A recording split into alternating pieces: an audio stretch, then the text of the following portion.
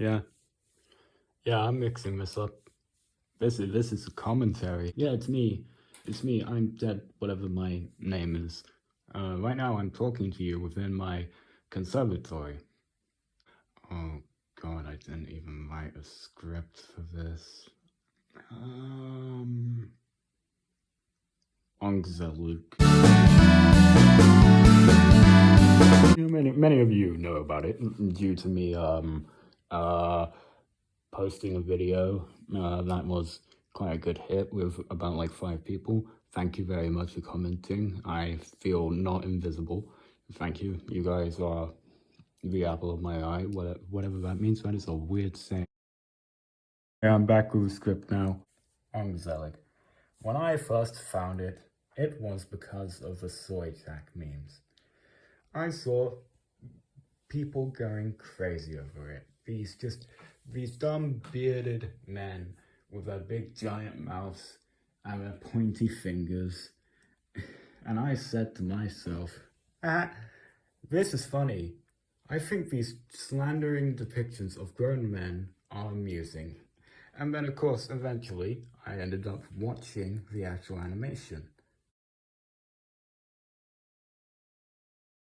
Quite emotional, really. It does get deep. While humor is nice, it is very emotional at times. Many relatable qualities, as most fans would know out there, you know.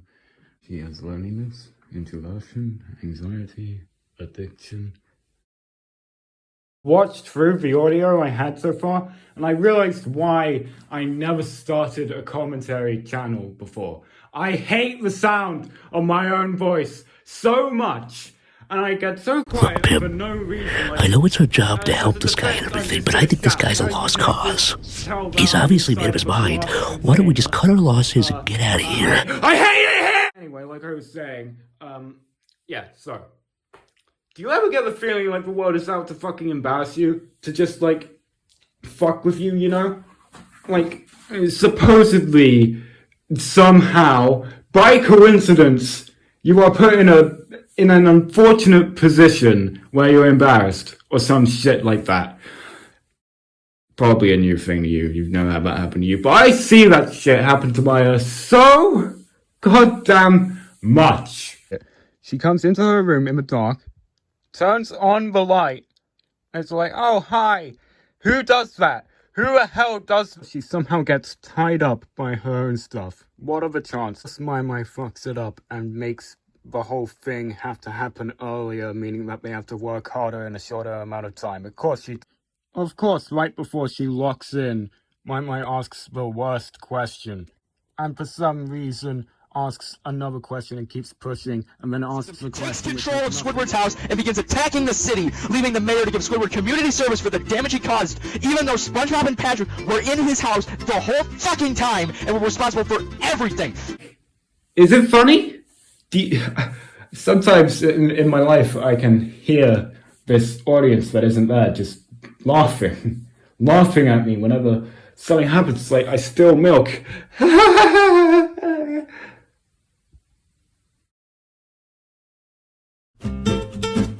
Alright, I'm back and I've calmed down. Okay, so basically, if you want to watch a video that makes sense, like, that isn't mumbled by a psychopathic weirdo, one that you can actually absorb, just watch Martem's video called Ongezellig's official sequel.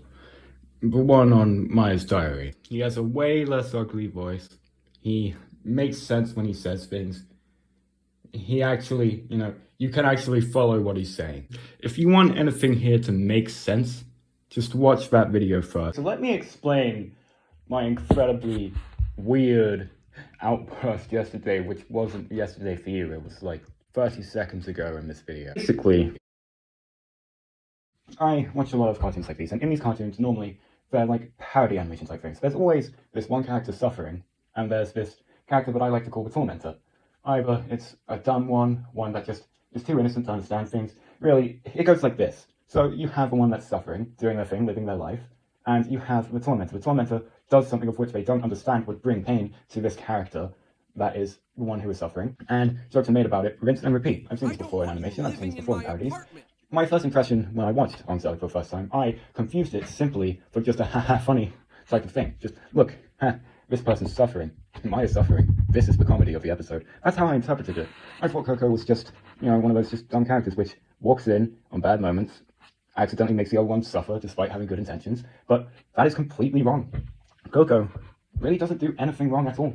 She has perfectly good intentions. She's not even stupid. She just isn't familiar with technology. Well, she does lack common sense with, the stuff that she did her presentation on in classroom. Like, how can you have normal human common sense and not see something's wrong there? But I'll let that go. She's not good with technology at all, but she is good in many other subjects. And she tries her best to be a good sister. Okay, we're finally here. We're finally at the point of the video that matters. If you couldn't have already guessed, I'm pretty autistic.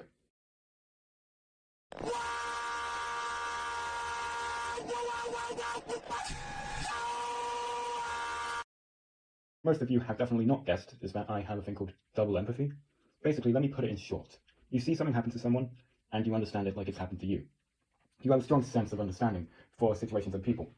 Now, where I'm going with this, I have this a lot with Maya. Basically, whenever I see Maya going through something bad, I see myself going through something bad. So let me talk about Maya's Sweet 16. This 16 birthday, there's a comic about it. Basically, she has a dream where she's dreaming about her birthday, she's happy, she's just alone in front of a cake, and seeing that rare moment when she's happy is nice, because normally she's completely suffering. She's happy in her dream, until, goddammit, one thought had to open its ugly fucking mouth. Look who's having their birthday! Instantly. She is uncomfortable. You ruined everything. Absolutely everything. I'm glad that this is probably just her assumptions in her mind of what people would say. No one has really said this. No one said, I quote, as if there's anything worth celebrating anyway. Even if that is just a thought, it makes me incredibly angry. How goddamn dare you? My special day. The day that I turn a year older. The day that I get to celebrate for me. Out of 365 days, the one day that's about me. You say that there's nothing worth celebrating on my birthday! She wakes up in tears and, well, she makes herself throw up to pretend to feel sick. Making yourself sick in avoidance of your own birthday, it's just makes me sad. Fictional character and all, but just, goddamn. This morning, the mother comes out of her room and is all like to go around my mind. Oh, why I can't come to school today, all of that. And then after that, Coco comes into Maya's room to wish her happy birthday. Maya is caught off guard playing Sims and eating Dutch cookies. And Coco realizes she isn't sick. And then she wishes her happy birthday quietly. No, I'm not looking at my notes. I barely wrote anything down. I don't even have notes. Maya breaks down into tears. Yeah, so imagining yourself in that situation, it's pretty shitty, innit? Bit sad, innit? And for the love of God, Maya really is just on the bad side of life.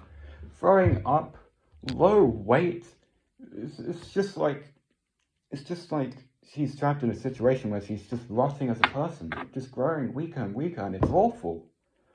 Just like throwing up, losing weight, losing confidence, and thus losing the will to go outside and to face things, and in turn throwing up more. In turn, it's like she's wasting away as a person. How can I watch some type of injustice like this? Some type of crime with no perpetrator?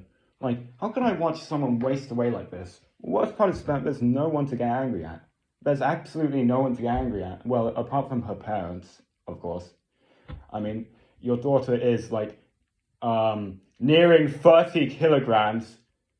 I mean, I think you should know about that. She is 16 and she's nearing 30 kilograms. You need to feed her more. This is not a question of yes or no. This is a question of you need to feed her more. It's everything, like it's a trap. Every tiny thing. She avoids everything. She thinks it's all just something out to get her. Like, as if the tiniest inconvenience could shatter her, like she's fragile, just completely obliterate her existence. She thinks friends are a lie made by extroverts. That's how bad she's doing. And I mean, no wonder that everyone has a mindset. She's just like me, for real, quote unquote. She has a lot of the troubles that we have nowadays. Technology growing, expansion of virtual. You start to get so absorbed that you forget to go outside. You just throw away your life and what you really need. Being a tablet child, I relate to that highly. Very highly. And it's such a shame. Maya doesn't even have the will to confront her problems, her parents, even her sisters. It's just, she feels like a waste of space. She generally thinks that her parents don't like her. Her parents got 2 replacements, apparently, as she puts it, which are her sisters, to replace her, to replace their own blood in her own quotes that she put in the diary. Like, what? Damn! Vulnerability goes into play. Every single time something she doesn't like is pointed out about her, coincidentally by events happening, all of these small tiny things, they just start to feel like jabs in the stomach.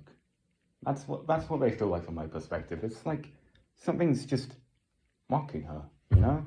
Like, see, this pulls into what I was saying earlier, like, it's kind of like a crime without any criminal. Just, you know, and then just, these things happen and they just feel like punches in the stomach. And there's no one who really did that, but just, you know, it feels like there's a third party. I know there is not a third party, and that's what I have to explain my weird outburst earlier throughout the start of the video. That's why I had to explain it, because I can relate to that a tiny bit. Throughout lockdown and COVID, I had small moments like that. I would notice bad things happening more because I was trapped inside of my own home and slowly rotting like a crazy person. So I noticed negative things more, and it just felt like little tiny jabs, you know? And I started to think that God was testing me or something, but not really God. I don't know. I don't know. That's just my opinion on, you know, how I feel about everything that Maya is, you know? Just, she's suffering, and my reaction to suffering is how I react when I see an injustice, just anger. I don't really be angry at anyone, so you just start to get really angrily passionate about it. Like, what Maya's really fighting against is, like, herself, her own thoughts. So just, God damn it, eat some food, live. Suicide is stupid. Outlive your enemies. God, just eat food. Food is nice. You're not fat, you're not ugly. You clearly are not. Your thoughts are actually making you almost hallucinogenic if you think that. I look at myself in the mirror every day and I think I'm ugly as shit, and do you look like me? No. No, you don't. God damn it, get up and be happy. I think I just lost myself. Don't let your problems hurt you. Hurt your problems. Just forget wasting away sitting on your bed. Forget being sad. Forget hating yourself. Beat the shit out of your own mirror if you have to. Just don't go down without swinging. Throw hands. Not literally. Don't throw hands at people, but throw hands at your problems, damn it. There's no real point in this video apart from me just laying things out. This entire message of this video is just Maya's going through deep shit. That's the entire thing. Also, just one last thing. I understand that this is a giant problem in the ongezellig community, just anywhere. I know that there are a lot of adults in here, but please can we not sexualize 16-year-olds, especially just underweight ones, because, you know, in the context of what I've seen happen to Maya and all the awful stuff, being treated in that way, almost as if an object, is kind of disturbing to me.